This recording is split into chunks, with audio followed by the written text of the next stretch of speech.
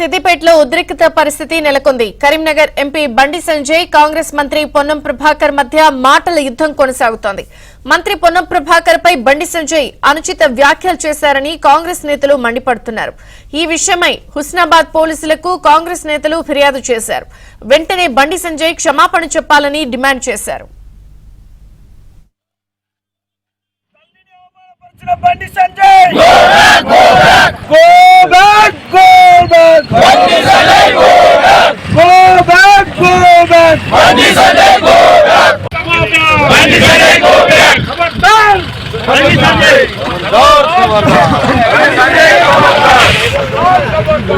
Go back, go back. Bandi Sanjay, go back. Khabardan, Khabardan. Bandi Sanjay, go back. Khabardan, Khabardan. Bandi Sanjay, Khabardan. Khabardan, go back. Go back, go back. Bandi Sanjay, go back. Go back, go back. Bandi Sanjay, go back. Khabardan, Khabardan. Bandi Sanjay, Khabardan. Khabardan, Khabardan. Bandi Sanjay, Khabardan. Go back, go back. Bandi Sanjay, go back. Go back, go back. Bandi Sanjay, go back.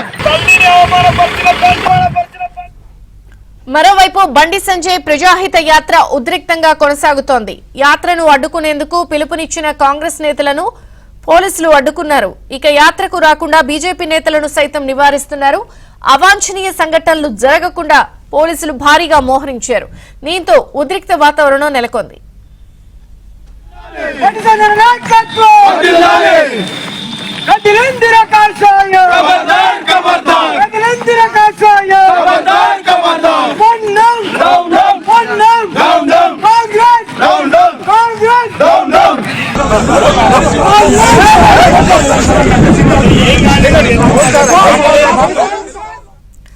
Congress నేతల తీరుపై బండి సంజయ్ మండిపడ్డారు. ప్రజాహిత యాత్రను అడ్డుకోవాలని చూస్తే ఊరుకోబోమంటూ హెచ్చరించారు.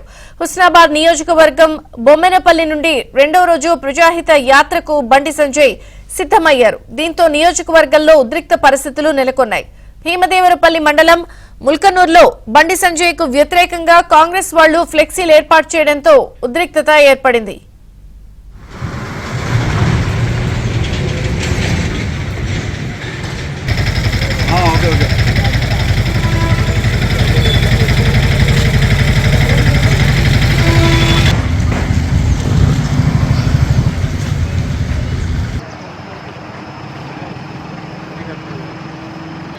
Sanjay! Ram!